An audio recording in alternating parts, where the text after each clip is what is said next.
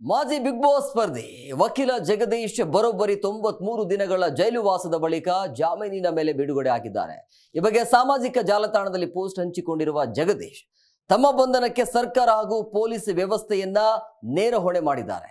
ಜಗದೀಶ್ ಜನವರಿ 24ರಂದು ಪೊಲೀಸರಿಂದ ಬಂಧನಕ್ಕೆ ಒಳಗಾಗಿದ್ರು. ಬಂಧನವಾದ ದಿನ ಅವರು ಸಾಮಾಜಿಕ ಜಾಲತಾಣದಲ್ಲಿ ವಿಡಿಯೋವನ್ನು ಸಹ ಹಂಚಿಕೊಂಡಿದ್ರು. ಇದೀಗ 93 ದಿನಗಳ ಬಳಿಕ ಅವರು ಜೈಲಿಂದ ಹೊರ ಬಂದಿದ್ದಾರೆ. ಫೇಸ್ಬುಕ್ ಅಲ್ಲಿ ಪೋಸ್ಟ್ ಹಂಚಿಕೊಂಡಿರುವಂತಹ ಜಗದೀಶ್ ಹಲವು ವರ್ಷಗಳಿಂದ ಭ್ರಷ್ಟಾಚಾರದ ವಿರುದ್ಧ ಧೀರ ಹೋರಾಟ ನಡೆಸುತ್ತಿರುವ ಹೋರಾಟಗಾರ.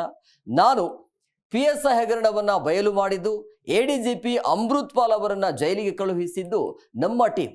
ದೊಡ್ಡ ರಾಜಕಾರಣಿಗಳ ಸೆಕ್ಸ್ ಸ್ಕ್ಯಾಂಡಲ್ ಬಹಿರಂಗಪಡಿಸಿದ್ದು, ರವಿಚಂದ್ರನ್ ಅವರ ಭ್ರಷ್ಟಾಚಾರವನ್ನ ಬಹಿರಂಗಪಡಿಸಿದ್ದು, ಟ್ರಾಫಿಕ್ ಟೋವಿಂಗ್ ಸಿಸ್ಟಮ್ ಅನ್ನ ನಿಲ್ಲಿಸಿದ್ದು, ಕೋಡಿಗೆಹಳ್ಳಿ ಸುತ್ತಮುತ್ತ ಡ್ರಗ್ಸ್ ವಿರುದ್ಧ ಹೋರಾಟ ನಡೆಸಿದ್ದು, ಇವೆಲ್ಲವೂ ನನ್ನ ಹೋರಾಟದ ಭಾಗ ಅಂತ ಜಗದೀಶ್ ಹೇಳಿದ್ದಾರೆ.